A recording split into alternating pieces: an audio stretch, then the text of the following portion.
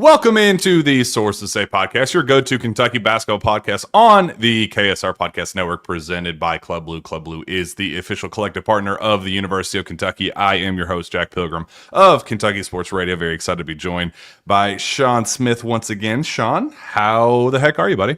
Well, I just woke up from a nap, so if it looks like I'm tired and my eyes are puffy, that's why. But no, I'm good. The stuff that we've talked about for months, it's finally here. We have a bracket, we have a first round matchup, and we have a path forward, right? Like that's what we've been waiting on, and that's what we're going to break down tonight. Before that, just want to give you kudos because you coached one hell of a game against Mr. Kentucky basketball. I mean, pretty freaking awesome thing for you. It was a hard-fought battle, unfortunately.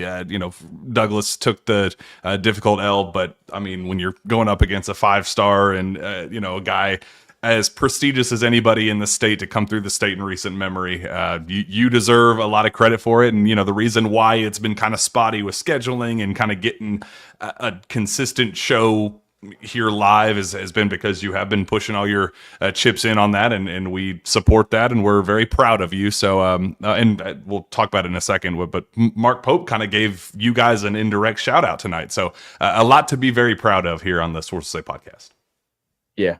It's the finality of something ending's never fun, right? Like, and it took me a few days to really this weekend, honestly, because I jumped right into as an athletic director and started working the girls' Sweet 16 last week, and our girls team made it to the Final Four. But took some time over the weekend to kind of reflect on a really good year. We were top 3 in the state, beginning to end.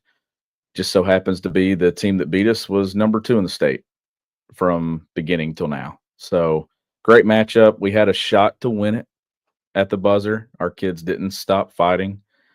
And man, Malachi Moreno's we call him a unicorn because he just affects shots. And I think I bet he affected 17, 18 shots, but we were right there wire to wire. I'd love to have another shot at it, but that's not how this works. Dude, I'm so excited. Like once we get into the off season and start talking about next year's roster, and we get to actually talk about the ins and outs of Malachi Moreno and what Kentucky's getting in them, because like, when your job is very specifically, how do we shut down this guy? Like, you have to know him front, back, left, right. I mean, you have to know this dude more than anybody. So it's just a very cool dynamic, and we appreciate that you're able to bring that to this show. Obviously, a very, very tough loss. Guy that we were talking to, the guy that took that shot to potentially win it is none other than Nick Robinson's son, Kentucky assistant coach Nick Robinson, the Dobo right now, but a guy who has been Mark Pope's right-hand man for years, dating back to their time together at BYU. Tate was actually brought up today on Pope's call-in show. I thought that was really cool. You kind of got an indirect shout-out with Douglas because, somebody talked about Malachi Moreno and just the honor that he received this week. Obviously, when you're Mr. Basketball, like that is a really, really massive deal. And Malachi is deserving of that. He's an incredible talent. But Pope talked about that regional final, and said how proud he was of Nick Robinson's son, and he kind of like caught himself. He was like, "Wait, I don't think I'm allowed. Am I allowed to talk about him because he could be a potential kid?" And actually, there was somebody here in the chat who brought him up. Let me find the comment that said, since Pope couldn't talk about him, can Shawn talk about Robinson's kid who plays at Frederick Douglass? Is he really that good? And is he a future UK guy? So I want to put you on the spot. What do you think of Nick Robinson's son, Tate? Man, that's my guy. Best shooter I've coached. I mean, he came, obviously we got him late July, I think, is when I met Tate. He got here. He dealt with a back injury that happened during AAU, so we didn't even get to see him on the court. I had an individual workout with him, and then like 2 days later, like, hey, I've got to shut it down for a few weeks. And then he jumped on the court with us in late October, but broke the boys' single season record at Douglas for made 3-pointers in a season in year one. Got acclimated very well to his teammates. Never seen a group of guys respect someone so quickly more than what our group did. And I mean, Tate Robb earned earned his name this year in the 11th region in Kentucky. I'm excited to see what he does a year from now, but he's going to get better and better and better. He's a complete, to me, he's got a complete game to him. Sometimes I think people just look at him as a shooter, but one of the highest IQ players that I've ever been around. And we there was one situation we were doing something in practice one day, and we were drawing up something, and we were trying to catch everybody off guard. And Tate's basketball IQ showed up, and he just went to the right spot and didn't get fooled by anything. And we kind of were like, why didn't that work? And I'm like, well, it didn't work because Tate Robinson's on the other side of this, and he sniffed it out basically before it ever started. So great kid, great player, great family. And man, he had a really good year, and I'm excited to see what he does. But it's a kid to watch for sure. He's going to get some attention, especially coming off the year he had. And I'm excited to see what he does in AAU this spring and summer, and kind of what attention he gets as well there. Well, I'm excited to see what Kentucky can do here as we make the move to Milwaukee. I don't want to drone on and on about the Alabama loss and just kind of how that unfolded and just kind of the crappy circumstance. It just really was once you're kind of in it and you start seeing how things are unraveling, when you lose a guy as valuable as Lamont Butler, and you suffer that setback where you're so close but feel so far, knowing that he, dealing with that shoulder injury and how much is kind of riding on him to kind of push Kentucky over the finish line. Obviously, Nashville would have been ideal, and then once we get to the NCAA tournament, but it just felt like so much was leaning on him, and he goes down. Kentucky collapses down the stretch against Oklahoma. We get the absolute just unbelievable finish there for Otega Oweh. I mean, just that's a core memory kind of deal for us that we'll remember for a very, very long time. And you just wanted to feel confident going into that Alabama game, but you were just like, well, how do you go and win that game? Like, yeah, we can dream, we can say, well, if Kobe Bryant hits 12 threes, and if this, you can dream up a fantasy land scenario, but like at some point, and we realized it in the second half after a really nice kind of back and forth in the first, Kentucky just had no business being there in the second half, and it just became very, very apparent that they just didn't have the horses to run with Alabama, and that's how you get beat by 30. And it sucked. You got the right response in the locker room afterward. We got to talk to the players in the locker room, and they were, Ansley Almanor wouldn't even look up. Like, I mean, he was just kind of staring down at the ground, like just clearly pissed, like very frustrated that, like, man, almost like why is this being taken away from us? Like, why are the basketball gods just constantly, ripping the rug out from underneath us and forcing this guy to be sidelined and that guy to be sidelined? Like, right when we got a sense of continuity at Mizzou, and we talked about like the value of like, we can finally see what this core looks like at full strength, you kind of get that ripped back away from you. So just any lasting impact on the SEC tournament, anything that you kind of took away from that trip to Nashville, and anything they can use with going into their trip to Milwaukee or anything, or do we just totally shut the door on the SEC tournament? I mean, I think you shut the door on the ending of how it happened, and we know that when you're shorthanded, we'd already seen this version of Kentucky go up against Alabama, and it wasn't good. So you kind of had that bad feeling going into that matchup on Friday that this could kind of get away from you, and it did. And I think it's a tough matchup to start with if you're healthy. It's even tougher if you're not. But I think the moment against Oklahoma, the high pressure impact moment, you turn it over a couple times, you let them take a lead, and then Otega comes out of nowhere and makes a game winner. So you've already been in that pressure pack moment in a game, and you kind of know where Otega's the guy you're going to play through, obviously. But I just look back on it. I'm glad that Kentucky fans had that moment in Nashville, and it didn't end that night against Oklahoma, because that would have been a rough one going into this tournament. So you did get some type of momentum. You did get another game. You got to see the postseason atmosphere than it can be on a neutral floor for Kentucky. I think that's kind of the takeaways going into this tournament. And I expect to see a lot of Kentucky fans, travel to that first weekend. And but more than that, Jack, I think you just throw it out. And as we typically do with this, I feel, even though they lost by 29, I don't have that kind of feeling over top of me that I had a year ago and the year before, Yeah. where I didn't really have any confidence that they could even maybe win their first and second round matchup. It's actually the opposite. Is Kentucky flawed at spots? Yes. Did they get a draw that I can complain about? No. Like, I actually like the path that they have, but I'm not going to put a whole lot into that. You knew it was going to be hard to win. The four teams that were in the semifinals on Saturday, they were 1, 2, 3, and 4 for a reason. They went the distance in this league, and Florida's playing. I mean, beyond Kentucky, Alabama, Florida's playing like a national champion right now. So had you won against Alabama, I don't know if things would have been much different on Saturday. I'm just glad to get out of the SEC at this point. The hell, you may see them in the second round. By our luck, that would be the case.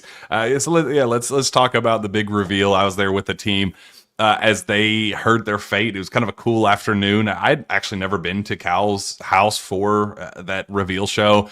Usually it was us puttering back on our way from Nashville, or whatever the circumstances were that led to Zach going to cover that while I was at home, ready to hit publish on the post on where they were going, and all, just by total circumstance haven't ever been able to do that. So seeing that for the first time was cool. They had a bunch of boosters there, and it was kind of a friends and family ordeal with all the coaches brought their wives and kids. It was cool. It was a very cool moment, and seeing the team just kind of break down the bracket in real time. Like, we got that moment where BYU popped up, as that 6, and you go, ooh, and the CBS panel says, and speaking of offense, and you kind of get that moment with watching the players, and Pope, you could kind of tell just had that, oh boy, this is happening, isn't it? And like there's just that like they're about to call her name, and then they go total opposite. And they're like, oh man, that's so cool, it's so close. So it was just cool seeing the breakdown. We got the Louisville very quickly getting sent to Rupp Arena as the 8, and that's obviously been a very polarizing, controversial pick. But we got kind of the reaction of, our rivals down I-64 West is they're coming into our territory and playing on our home floor. So there's a lot of cool kind of stories with it. But when you saw the bracket reveal, Kentucky gets the 3. We all expected the 3. We hoped for the 3. That's exactly how things unfolded. Kentucky obviously getting credit for all of those wins. I mean, when you set the all-time record for most top 15 victories in a season in the history of college basketball, you're deserving of that. And it's what's been so funny watching Louisville fans who just have no understanding of how all of this works go, well, we're number 10 in the AP poll. How is Kentucky getting a better seat? Well, because obviously you have to beat teams that actually matter and have a pulse. So it was just cool to see everything unfold. But when you see the actual draw, Shawn, you get 14 seed Troy. What was your initial reaction? I mean, I think Kentucky got a matchup that it doesn't scare me. Like a year ago, I was a little like, okay, I don't know where this thing's going to go. But with this, Kentucky did so well, Jack, in the non-conference portion of the schedule this year against teams like Troy, that I didn't have a whole lot of concern about a first-round matchup. But I mean, when you look at this one, I think this is a team that Kentucky can. I'm not going to say it's a name your score game like we've made that mistake in the past in the first round. By the way, that memory popped up on my social media stuff today, so that was 3 years ago today. So when I look at it, I think this is a matchup that favors Kentucky. I think it's a game that I think Kentucky will win. I'm not afraid of the 14-3 upset this year. And then just overall the path, I didn't want to see, Alabama in the bottom half. And I get it. You could end up having a matchup against Tennessee in the Sweet 16, and we'll get to that part of the bracket when we can. But if there was a 2 seed that you could have and it was going to be somebody from the league, I don't know if you really would pick a whole lot of different ones. I mean, you've beaten them twice. I think they have confidence against Tennessee there. But I think Kentucky got a pretty favorable draw. I really do. For if you could get a favorable draw in the NCAA tournament with 14 SEC teams in it, I just feel like Kentucky got one that it can least I see a path. And I mean, it's going to be difficult if you advance beyond that one. Whoever you get in that second round, I know we still got a play-in game to kind of factor in before you look at Illinois. That second round game will be tough. But when I look at this thing for getting out of the first weekend, Jack, I do see a path for Kentucky to get to the Sweet 16. And I think that that's all we ever really wanted, is to get beyond this weekend and then talk about it. And let's see, let's throw the ball up and see where Kentucky ends at this thing. And I think Kentucky's got a favorable path that it can compete with. And how much of that, Shawn, has to do with just kind of the Cal PTSD and the recent memory and like the fear of, this potentially being the third first round exit in 4 years? Like, I feel like if the old version of us and the mindset that this fan base had, that if we ever got to the point of a 3-14, that it was just like, okay, well, who's next? It was always, let's get our appetizer and focus on the entree. So how much of when you get fans, obviously Troy is deserving. You win the Sun Belt, they play a unique brand of basketball. Brandon Ramsey threw out that kind of mid-major version of Texas A&M, and I really do like that. I mean, they have very unique qualities that could kind of be problematic for Kentucky, but if you play your brand of basketball and hit shots the way that you're supposed to, there's really no excuse to not win by double digits. Like, that's just the fact. When you are as talented as Kentucky is, like, you should be able to control a game like this. How much of it, though, is just kind of that thing weighing in the back of your mind, that just like peeking around the corner of, but what if? You never know. I feel like that's haunting all of these Kentucky fans. It is, but then again, too, like, even with the result in Nashville, I'm sure Kentucky fans weren't thrilled to lose a game by 29. And I mean, you've been on the right side of history a lot, but we're on the wrong side of history in that outcome. But for the most part, Jack, I think that Kentucky fans are still upbeat even after that. And I think a lot of it's just given the way that the season's gone and the way that Mark Pope approaches things and the way that they've kind of fell in love with this team. I don't feel that weight like going into this, even though this is still a program that it has been John Calipari's. Now it's Mark Pope's, and we keep talking about that it all comes down to March. And now a week from now, if they lose and we're on here, maybe those feelings of, okay, we just went through a full season and we're still in the same area of no postseason advances beyond the first weekend, like maybe that changes it a little. But when I look at this, I just don't feel any of that. Like, I don't have any of that. Like last year, I felt that first round loss coming. I felt it when I was sitting in my seat at the SEC tournament, and I didn't even know what the bracket looked like.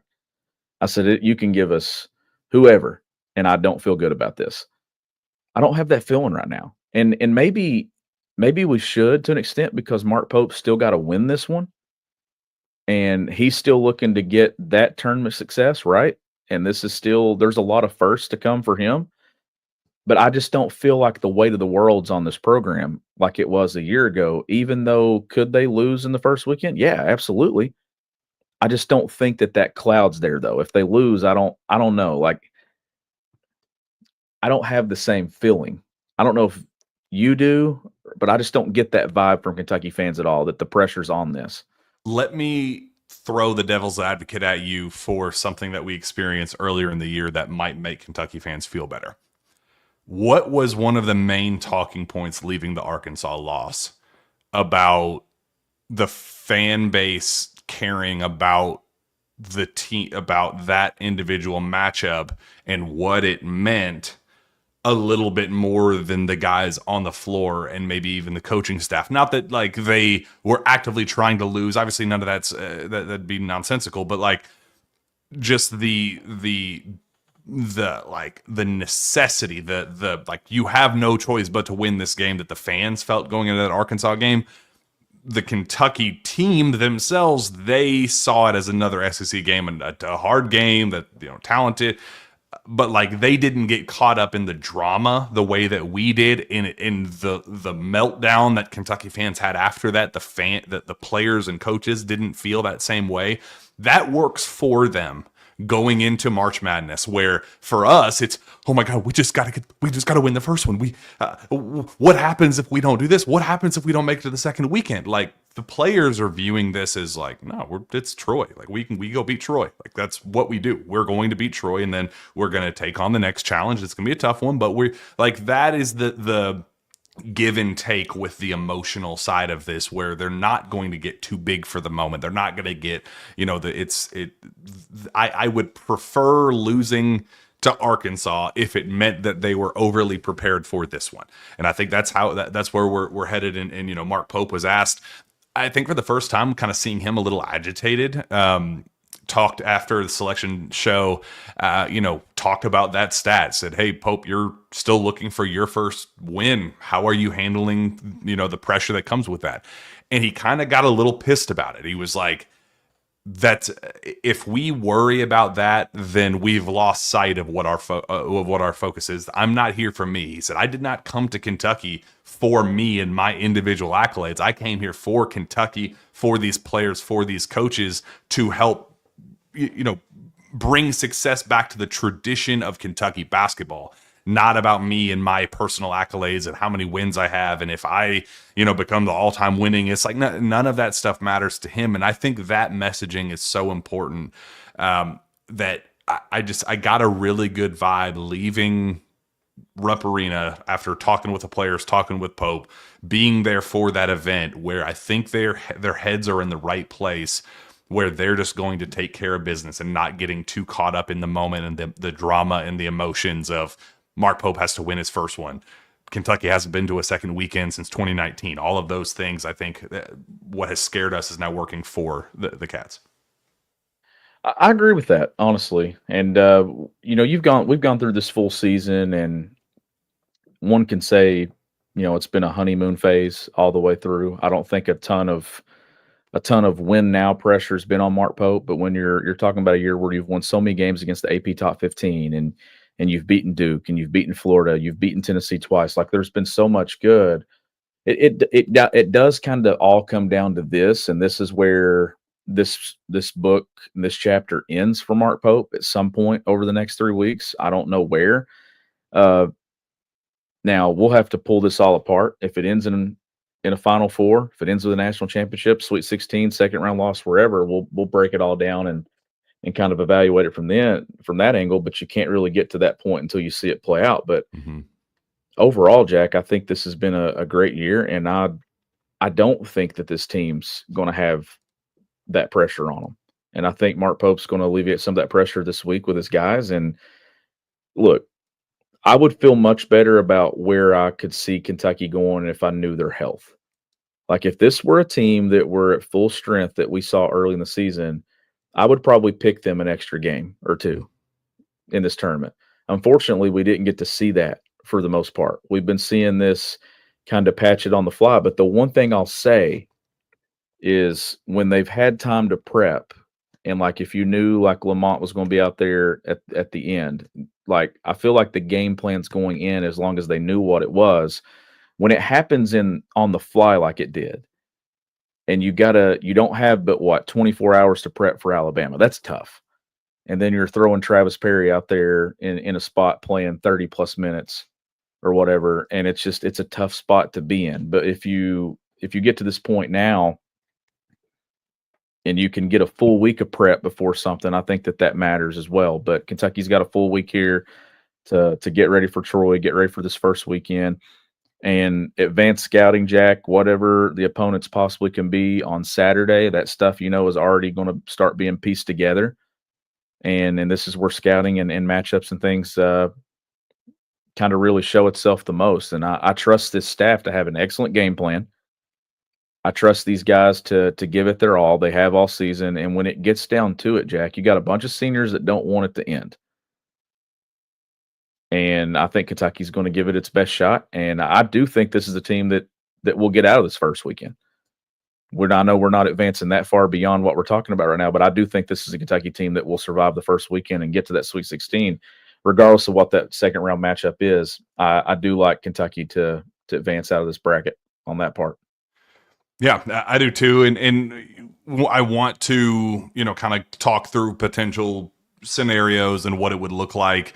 You get the Troy matchup, 10.5 point favorite, the lowest of all three seeds, Troy's a tough matchup. It was the toughest draw of the potential 14s, but there's no excuse to lose that game. Like that's just one that it's a non-starter. You take care of business. Yes, it's tough, but it's the NCAA tournament. Every team is tough. You go find a way to win. They're going to try to muck it up. Figure it out. Just go find a way to win that game. Survive in advance. Then you take on potentially the winner of Illinois or Texas or Xavier. I'm interested to see who you have coming out of that, of those three potential opponents who Kentucky could play in the round of 32. Well, I mean, when you get into these play-in games, there's always one that wins a couple of games, right? And goes on a run. Could this be the one? I mean, if Kentucky were to play, Texas again there or something, I obviously you've lost the regular season one. I'm going to go Illinois, and I think it's going to be Kentucky and Orlando Antigua. And in that matchup in the second round, I'll go with Illinois to get out of that first round matchup, regardless of who they play. And I still like Kentucky though. I like Kentucky in that game. I like Kentucky if one of the play-in teams wins too. I just think that when you look at this first weekend, if a team comes out of that, now it's 3 games in a short window of about 5 to 6 days. Like legs can get you there for sure. Travel gets you. You're going from Dayton, Milwaukee, like that can get you. But I'm going to go Illinois, but I think Kentucky tops Illinois. I got this weird feeling about Xavier. Like, I think Xavier is playing really, really good ball. I think they're on a little bit of a hot streak, and I think they're going to have some magic to win that first 4 game, and I think they're going to continue that magic. I'd personally rather play Orlando Antigua and Big Z's brother, and like it's a cool Will Riley, who was a former reclass candidate for Kentucky, who ended up reclassing up and going to play for play up in Champaign in Illinois. Like I think that's a really unique matchup that would be interesting, although the travel where Illinois only has to go an hour plus to get to Milwaukee, that does kind of scare me in terms of just fan turnout. So that part is definitely intriguing, but if we're going to talk about going up to Milwaukee, we might as well talk about our friends at SeatGeek, where you can go and be a part of the action. I know Mark Pope said that he was going to offer gas money for fans tonight if you were going out to Milwaukee. I don't know what he was thinking by offering that up, but hey, you now have gas money paid for. Now you can definitely afford tickets with our friends at SeatGeek. With over 28 million downloads, SeatGeek is the #1 rated ticketing app. There are more than 70,000 events listed on SeatGeek, including concerts, sports, festivals, and more. But March Madness is here, the NCAA Tournament is here, and Session 1 is here for the NCAA Tournament. I'm looking at tickets right now. You can get in for $166 right there. Bam, bada boom, bada bing. Amazing deal. It says, and I mean, there are tickets everywhere. We want to fill up that place with, a sea of blue. So make sure you do that. That's why I came through for you guys. You can use code KSR10 for 10% off your next set of tickets at SeatGeek. That's 10% off any tickets with promo code KSR10. So for that, once we hopefully take care of business in Milwaukee, have fun, celebrate and go to our second weekend since 2019, or first weekend since 2019, second weekend since 2019. Goodness gracious. Tennessee. Although Dwight Perry does have something very, very funny up his sleeve, potentially in that 2-15 matchup, Wofford, former Kentucky Wildcat, coaching that one. That would be absolutely hilarious to do that in Rupp Arena. Would just make my absolute year. But if we're playing chalk here, Tennessee could be waiting for the Cats in the Sweet 16, a chance to beat the Vols 3 times this year, or prove the narrative, that has been disproven by actual data and analysis. But the long-standing talking point that it's very, very difficult to beat a team 3 times in a row. Shawn, how do you feel about the possibility of taking down the Vols? You're not going to like this. Tennessee is one of my Final Four picks. Oh God. I don't know. I just have talking to someone about it today, and I just have a feeling that this is one of those years where Rick Barnes is actually going to break through and get Tennessee to the Final Four. Buddy, what the hell? I Like know. it's I know. why? What's your? I mean, like I'm so confused because what is fascinating is there is some scuttlebutt that Rick could be on his last ride, and if he does make a Final Four, that would definitely play into that conversation. That if Part of the he reason why I'm picking it. if he goes to the Final Four, that dude's gone. Like Yep. that's his swan song. There is nothing. There's no turning back from where he would be going to a Final Four after. Just talk about Mark Pope talking about got to win his first game. We're talking about a real monkey on Rick Barnes' back. I mean, that dude has failed to beat the allegations his entire career at Tennessee.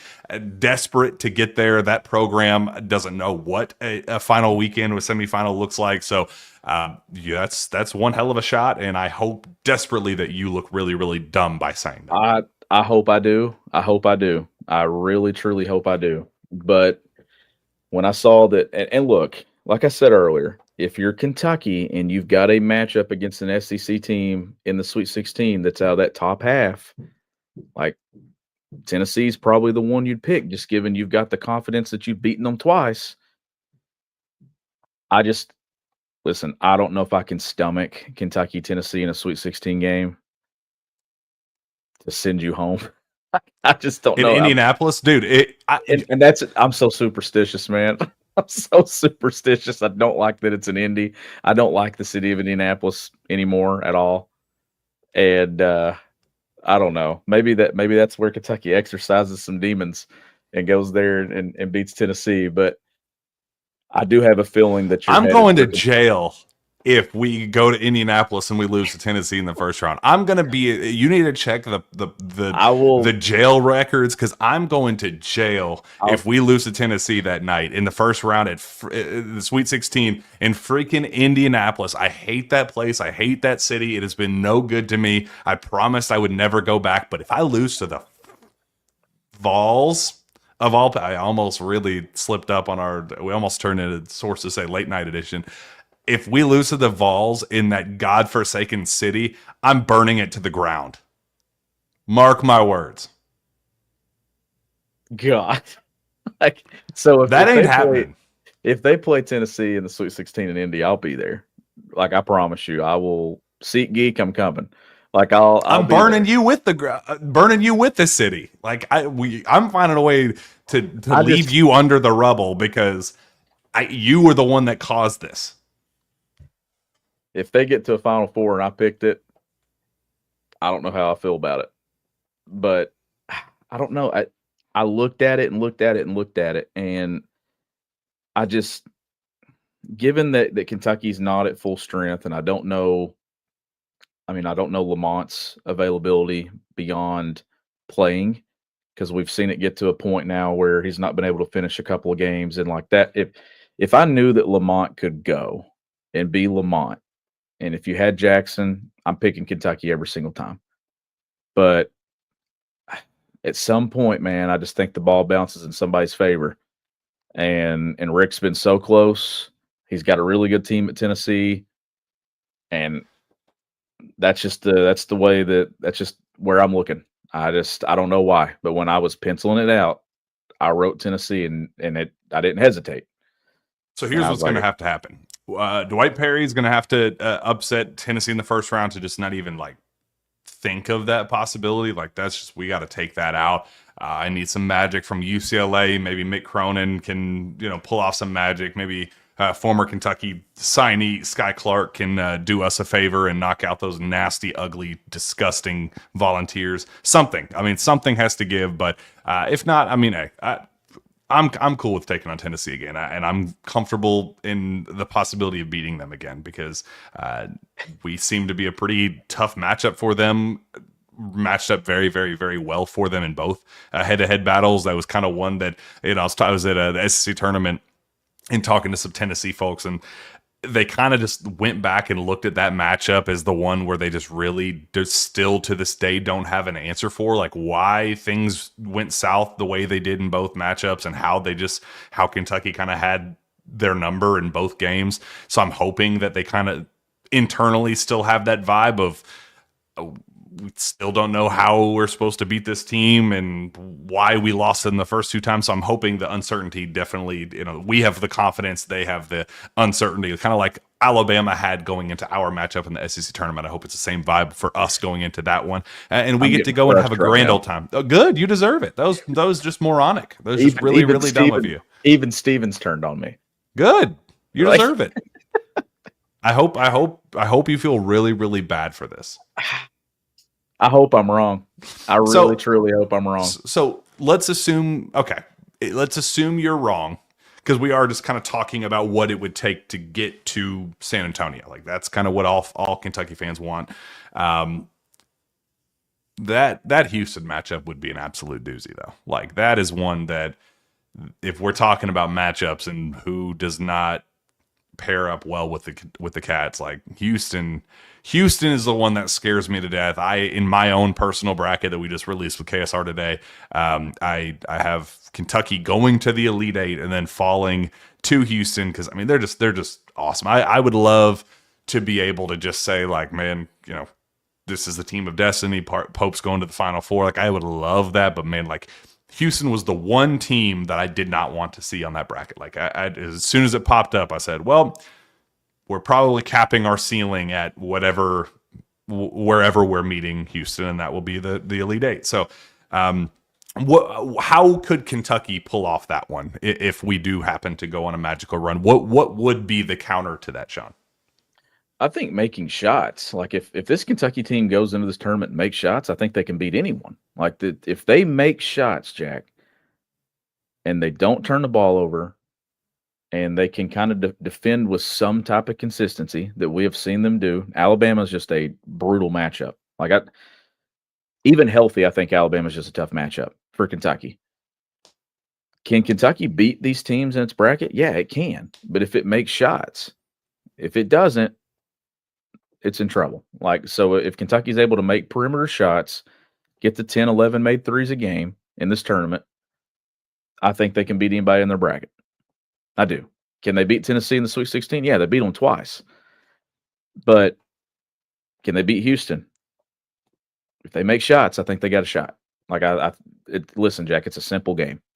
You make shots, you got a chance to win. And we'll see. But this is a path in a bracket where I think Kentucky can go on a magic run and do it. It's going to be tough. But man, I'm getting crushed. I'm looking at some of these comments right now. Yeah, like, you deserve everything. Somebody's like, "Will Shawn be allowed back on the show after this episode?" Oh, good Lord! I will say, Houston will have to go through some pretty darn good teams to get there, and like, I think they are better. I think they are better than all of those teams, but the way March just kind of wears you down and just does some weird things on any given night, Gonzaga, all the analytics said that Gonzaga was a top 4, top 5 seed nationally. They just didn't have the top end wins to get there. So your reward for being a dominant number 1 seed is an underseeded Gonzaga team or a Georgia team that's really, really tough, really, really physical, that likes to slow things down, that likes to get to the line. Like, that's a tough one to get through. And then your potential reward for that is either Purdue. You're talking Braden Smith, you're talking one of the best point guards in college basketball. You're talking, that's a tough group. Or you're talking a Clemson team that ran through the ACC, that did a lot of that beat Kentucky, that, they have a lot of size and they really like to, be tough and physical with you. That could slow down. You talk about each step of the way.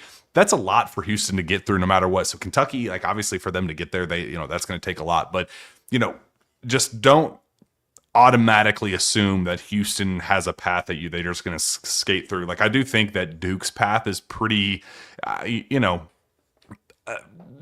pretty favorable, if you ask me. Like, I think they probably got the most favorable path among all the 1 seeds. But Houston, they're going to have to take on some name brand talent to get there.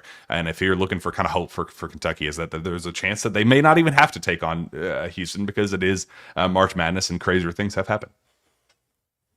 I do think that bracket could open up. Like when you're talking the teams in Gonzaga, Clemson, Purdue, like teams that have had winning pedigree this time of year and coaches that know what it takes. And I mean, obviously Kelvin Sampson's in that mold too, and obviously been to a Final Four. But you've got some recent year success in Kentucky's bracket of coaches that have gone to a Final Four, national championship game, Elite Eights in the last few years, and I think it's going to make for an exciting bracket. Houston would be my pick out of that top half to get there, but I mean, look, if they meet up with a Gonzaga and Mark Few in the second round, can Gonzaga pull off that upset? Purdue, we know what Nate Painter does as an offensive mind and the actions that they run. We know what Clemson's run was last year, what they've done this year, beating Kentucky. Interesting top half there, but I would still pick Houston to get to that Elite Eight game. But this is a bracket I think that is at least wide open to Jack, where I think there are 4 or 5 teams that could get to a Final Four out of this region.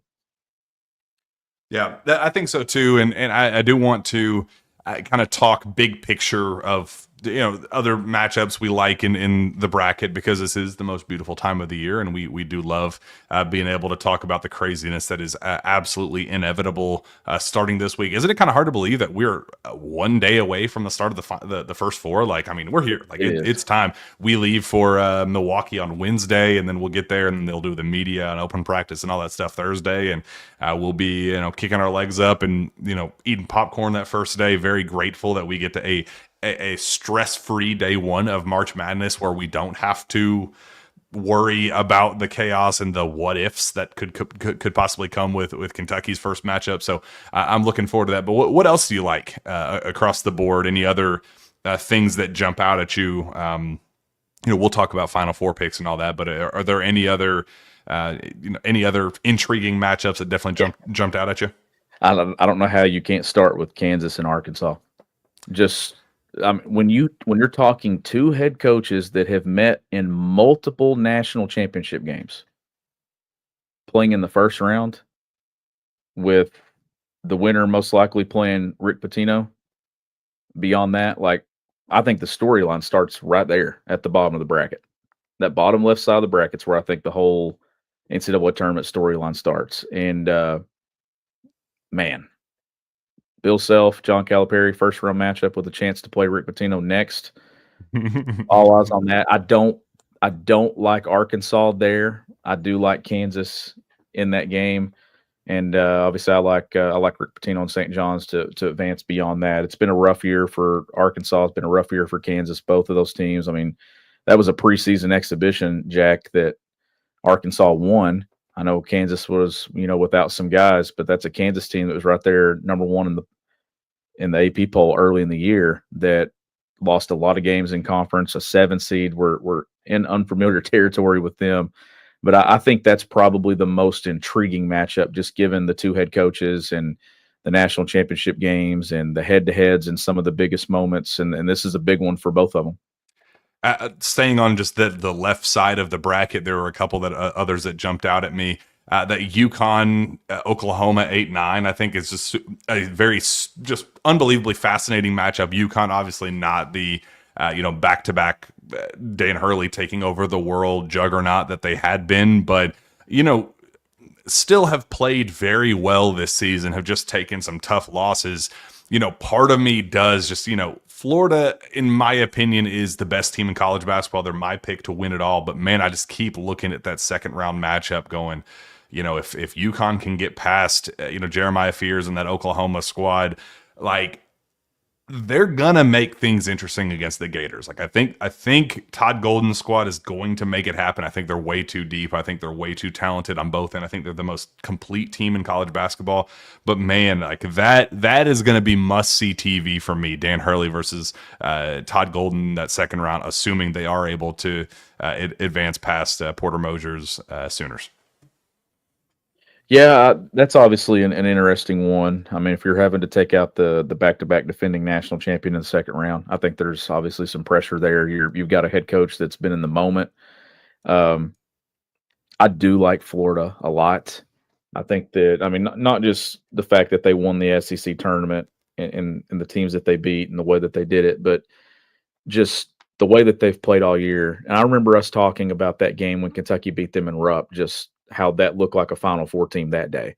I mean, Kentucky just had an incredible offensive output that game, just unreal game at Rupp Arena to start league play. And um, Florida is my national champion in this bracket, and I think they've got a great shot to go on a run here. But if you were to meet UConn in the second round, there's at least some eyes on that, right? Like that you're sitting here looking at, can Hurley pull off an 8 versus a 1 win and kind of go on a momentum run? And I don't see it this year. I think that this Florida team's too good, and I think they've been good from beginning to end. And I think right now they're playing the best basketball of anybody. And I do want to talk about that speaking of 8-9s, that Louisville Creighton matchup there at the top of the bracket. Like, I get it. Like, I understand Louisville was probably underseeded, but like, we're talking underseeded by a seed line or two. And I don't know about you, Shawn, but when I have the possibility of driving an hour down the road to play on, at my arch rivals, my nemesis's home floor at Rupp Arena, fill the place from top to bottom with a chance to, obviously you have to take care of business in that first one against Creighton. I think that's going to be way, way, way easier said than done. But if you get a chance to win that one, you go and you play Auburn in that round of 32. And if you create some home court advantage, like if you take over that building, you get a home court advantage and you win that game, you now have the path of the number 1 overall seed. Like, I don't know how Louisville fans are looking at their woe is me, throwing themselves a pity party about how they're just so how they've been so mistreated by the selection committee. It's like, man, this is an opportunity. I would be slightly frustrated, but more so like, would you personally, Shawn, trade the home court advantage for a couple of seed lines? I personally would. Like, it sounds crazy to me that they wouldn't want that opportunity to take over Rupp Arena. Whereas, I mean, Auburn travels well, but you have a real chance to make that building 80-20 minimum in your favor, and you don't get that opportunity very, very often as the lower seed. No, you obviously, I think being able to play that close to home's an advantage, even as an 8 seed. But look, the league, the ACC was not good. North Carolina should not be in the field. Absolutely not. They should not be in the field like that. I think that is an all-time horrible decision by the committee. I mean, you're talking 1-12 in quad 1 games. 1-12 gets you in quad 1. What's the point? Like, why do we even? You as the quad 1 king more than anybody. You're ready to.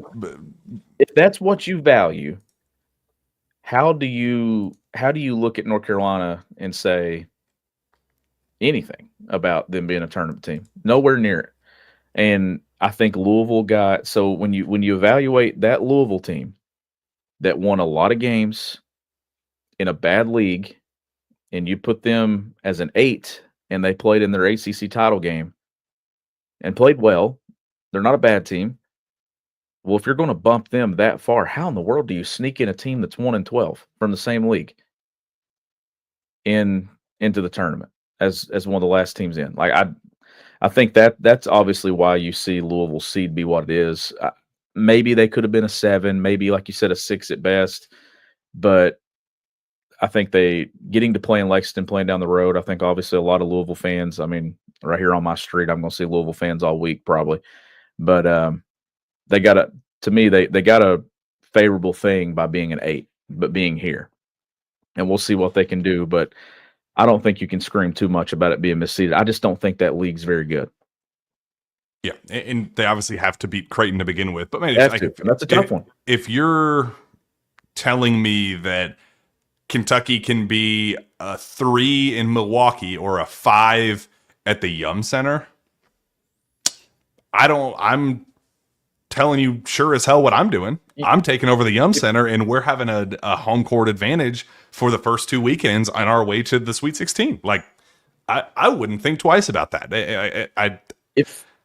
If you're Auburn these teams, yes, Auburn probably should be mad because, like you said, if Kentucky's an 8 seed or a 9 seed and they get to play in Louisville, can you imagine the 1 seed and how they would feel about Kentucky playing in the Yum Center as an 8 or a 9?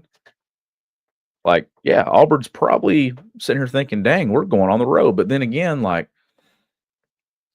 I don't know, like some things don't make sense to me, and Louisville getting to play as an 8 seed this close to home against the overall number 1 seed in the tournament. I'm not sure how much protecting went on there for being the overall number 1. Do I think Louisville's going to beat Auburn? I do not. It would have been funny though if Kentucky had beaten Auburn in the regular season, Auburn still had that Rupp Arena losing streak going on, and I guess that would have been probably a bigger storyline that they hadn't won a game in Rupp Arena in so many years. But I mean, it's interesting to see that an 8 seed can.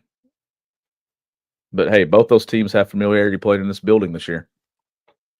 Absolutely.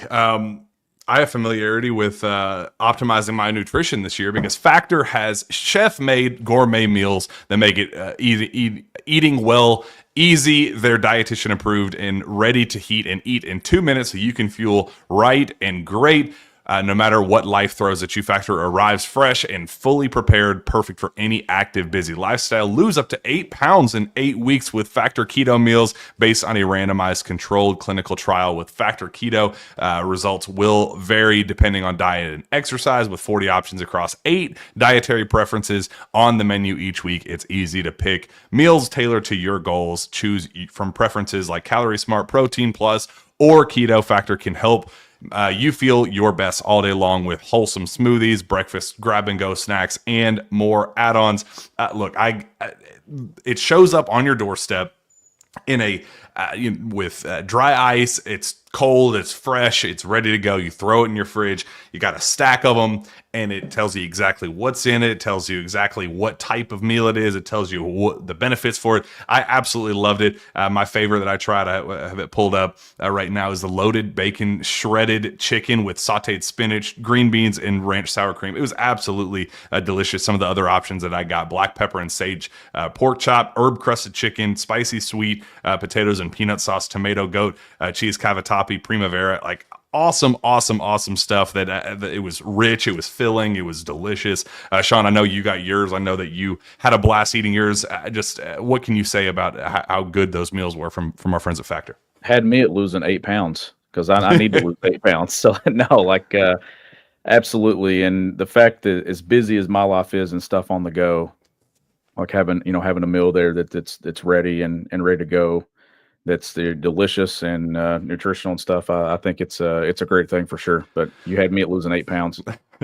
Well, you can eat smart with Factor. Get started at factormeals.com/Factor Podcast and use code Factor Podcast to get 50% off your first box plus free shipping. That's code Factor Podcast at factormeals.com/Factor Podcast to get 50% off plus free shipping on your first box. Let's go through some Monticello Bank Final Four predictions and maybe an upset pick or two. I think that'd be a lot of fun as we wrap this thing up and get ready to head to Milwaukee.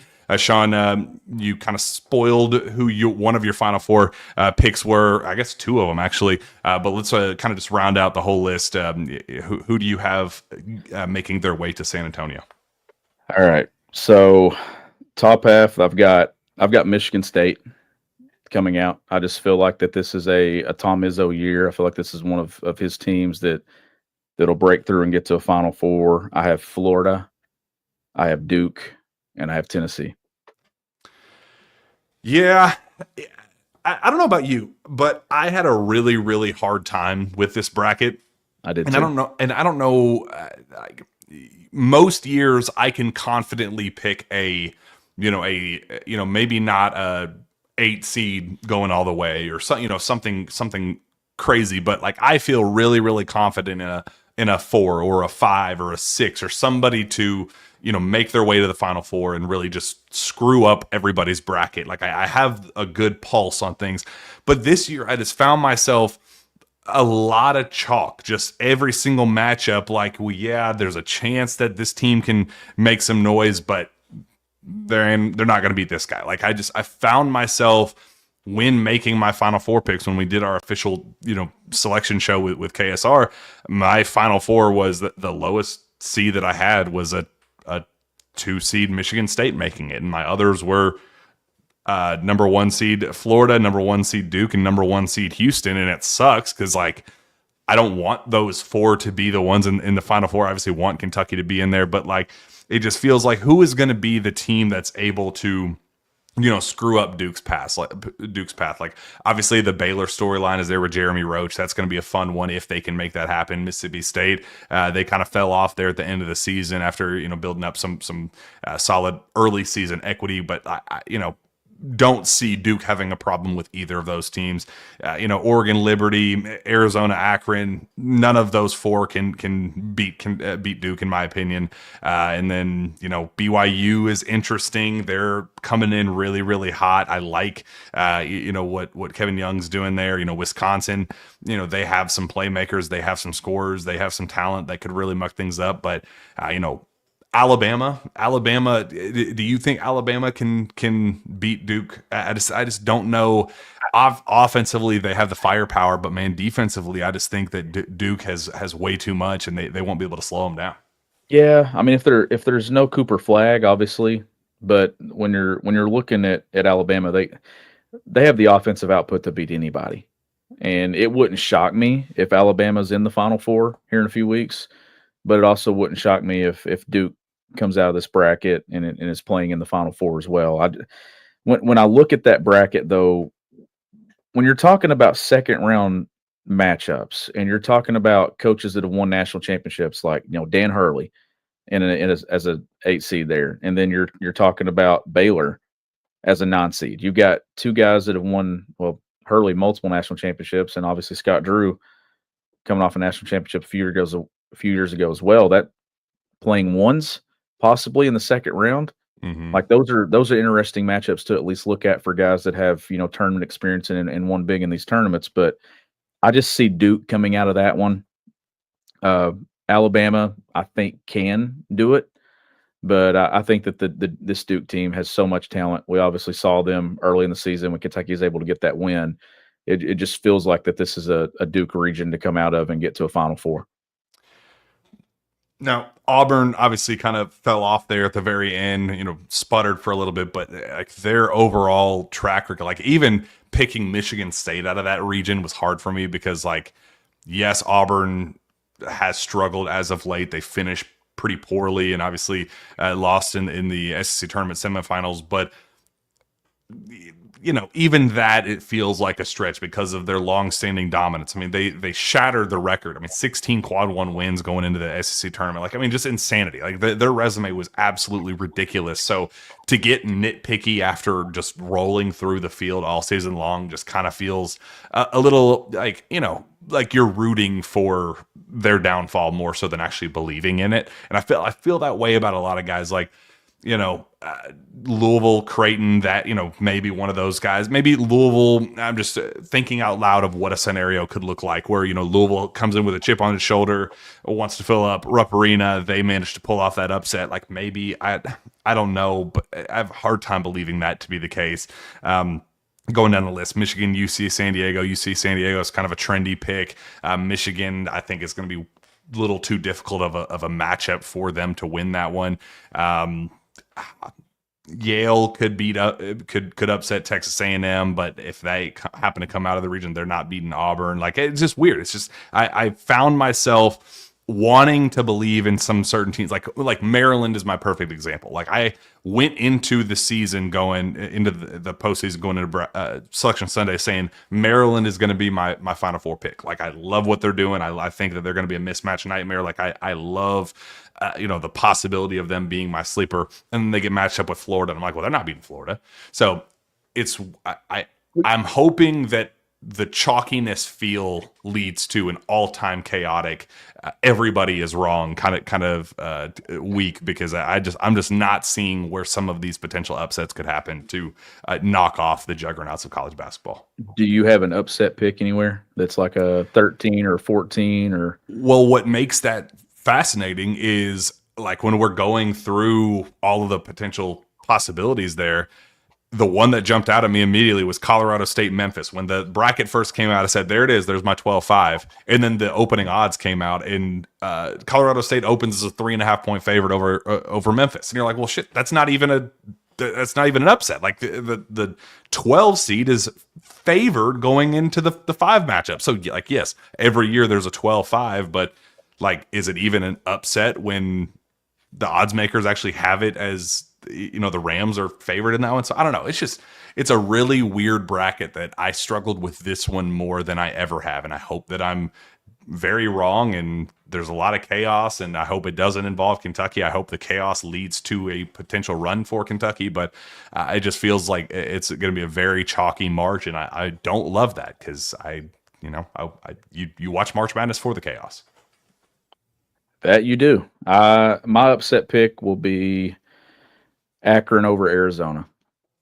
That's a good one. That's a good one. That different playing styles. That's a unique one.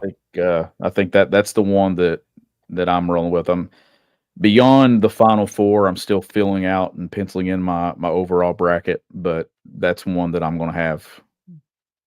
It's 13/4. That's a Friday night matchup too. I'm excited for this thing though, man. Like I'm excited to lock in and watch these games. Is there an SEC team that you have that loses first?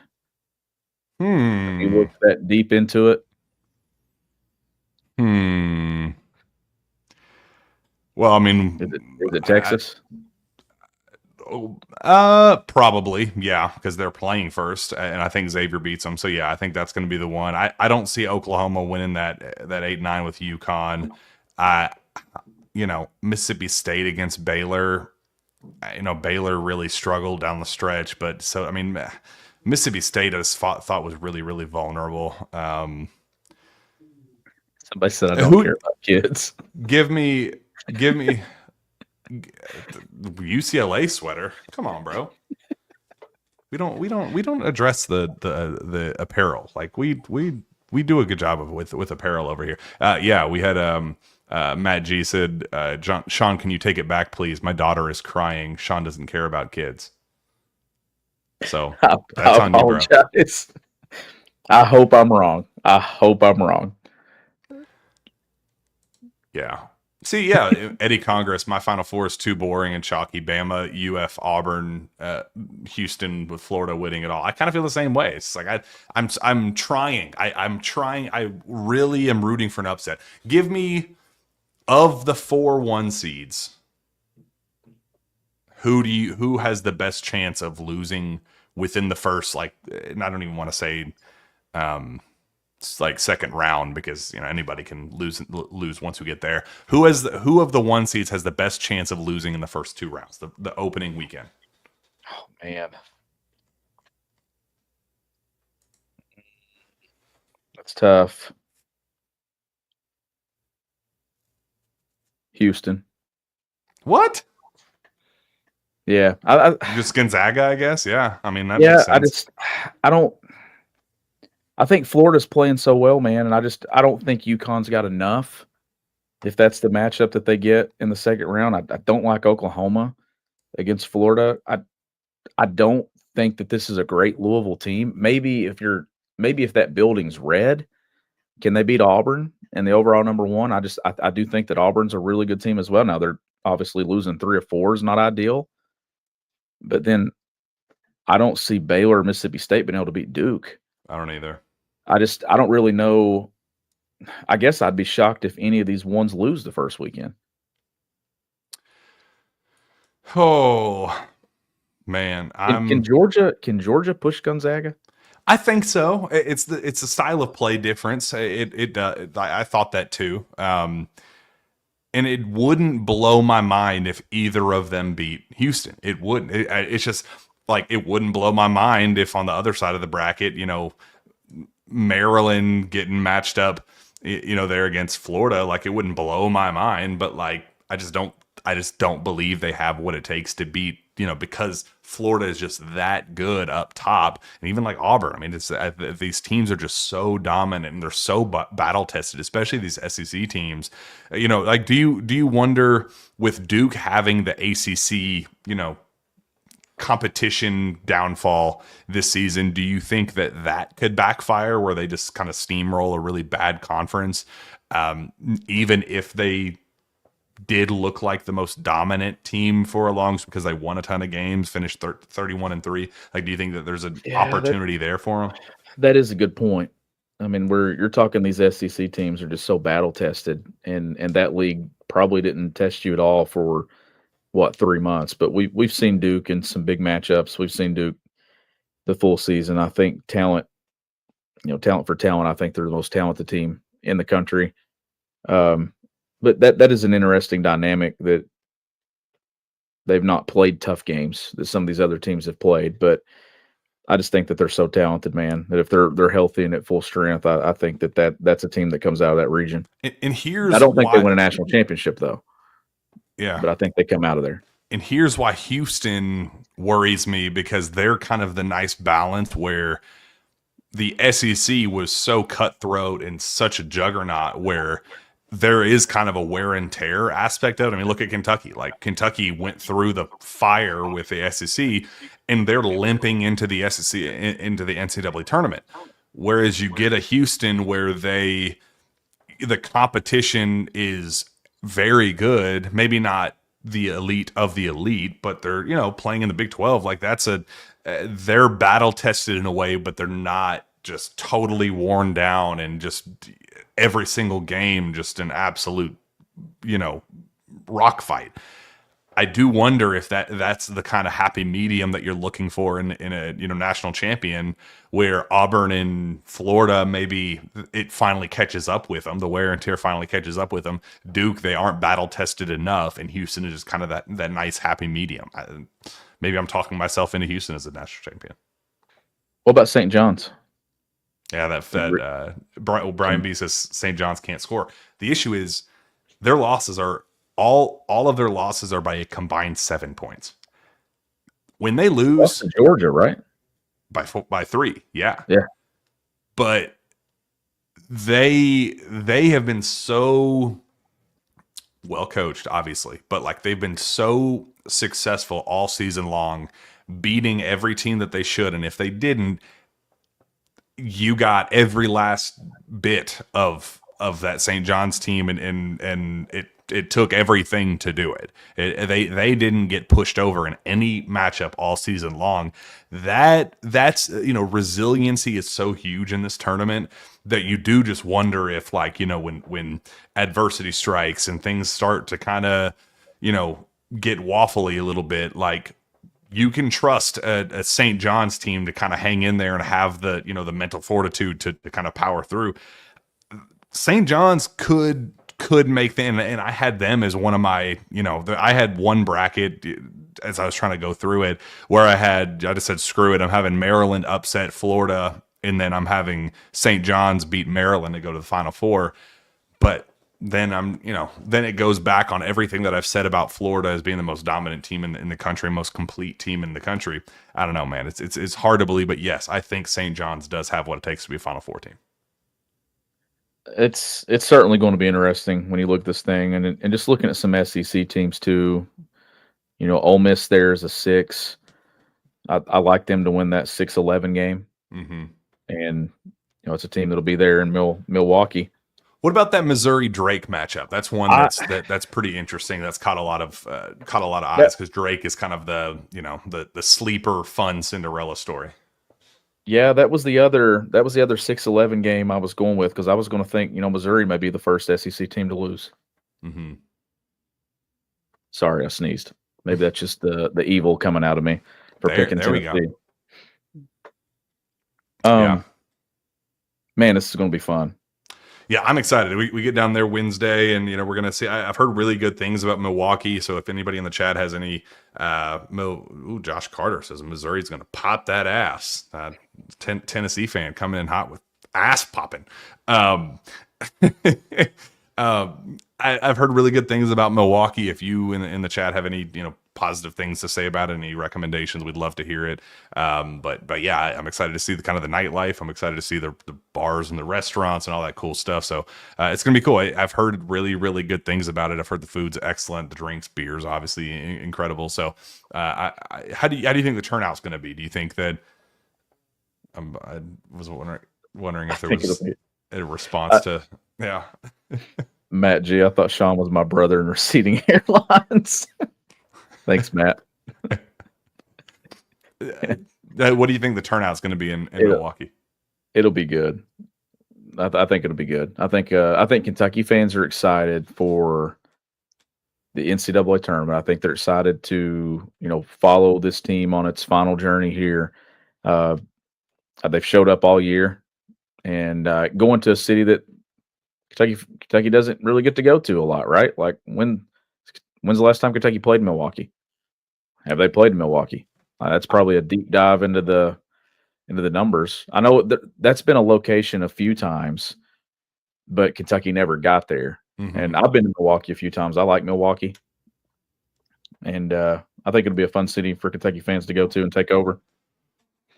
Well, if you're going, make sure you use our friends at SeatGeek, KSR10. Make sure you use that promo code and lock in your tickets there with our friends at SeatGeek. But I'm excited. We'll get there Wednesday, and we're going to take over that city. It's going to be a sea of blue. The blue mist is going to be coming in, and hopefully we're there for the rest of the weekend. I do not want to talk about what a scenario would look like where we're not staying the extent of the weekend.